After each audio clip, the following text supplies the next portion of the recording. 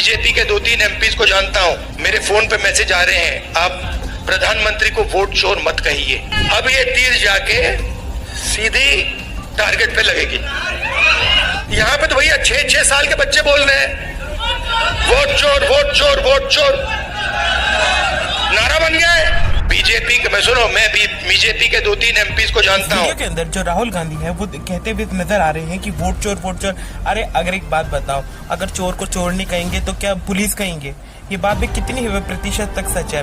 अब जब पूरा मामला घिर भुर के सामने आ चुका है और ये पूरा मामला जब देश की पब्लिक आम जनता जो है पूरी तरह जान चुकी है, तो उन सबको जानने के बाद जो बीजेपी के प्रति जो नेगेटिव इमेज बनी हुई है इस समय, और ये जो नेगेटिव इमेज है, असली जब सच का पर्दाफाश होता है तभी इंसान की असलियत बाहर आती है। ऐसा जब पर्दाफाश हो रहा है तो इस पर राहुल गांधी कहते हुए दिख रहे हैं कि मुझे कुछ एमपी और एमएलए का फोन आता है कि वो मुझे कहते हैं कि आप ना मोदी जी को वोट चोर मत बोलो, वोट चोर मत बोलो। अरे मैंने उनसे पूछा, बोले कि आप एक बात बताइए, जो वोट चोर है तो उनको क्या बोलेंगे फिर?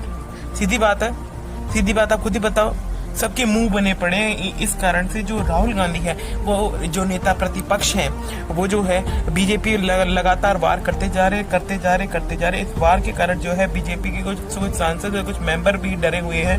वो कह रहे हैं कि ये काफी हद तक एक गलत स्थिति जो है पैदा हो रही है और हम पे जो इल्जाम लगाए जा रहे हैं गलत है। लेकिन एक बात देखिए, जो रिटर्न में जो भी चीजें सामने आई, जो भी सच सामने आया है, ये इलेक्शन कमीशन ऑफ इंडिया के द्वारा जो भी फ्रॉड किया गया है वो जब सामने आया तो उसके बारे में जो सच बाहर निकल के आया है उसके बारे में तो कोई बोल ही नहीं रहा। अब राहुल गांधी का एक बार ये थोड़ी सी छोटी सी एक क्लिप देखिए। अगर कोई गरीब व्यक्ति बीमार हो जाए, सरकार की जिम्मेदारी होती है कि हमारा नागरिक है, हमारे देश का नागरिक है, इसकी रक्षा, इसकी प्रोटेक्शन, इसके स्वास्थ्य की प्रोटेक्शन हमें करनी है ना?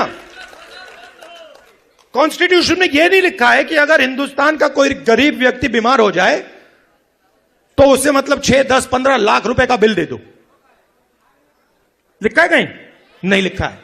प्राइवेट स्कूल अस्पताल बंद हो, एक समान शिक्षा नहीं, वो देखिए, मगर मैं उससे पहले एक सवाल पूछ रहा हूं। प्राइवेट अस्पतालों की लिस्ट निकालिए। ये बड़े बड़े अस्पताल हैं जहां आप लोग जाते हो, जहां आपके जेब से लाखों रुपए निकलता है। इनके मालिकों की लिस्ट निकालिए और मुझे वहां दिखा दीजिए दलित कौन है, आदिवासी कौन है, पिछड़ा कौन है, अति पिछड़ा कौन है, माइनॉरिटी का नाम, वहां नाम दिखा दो। अच्छा ठीक है, आप कहोगे नहीं भैया हमें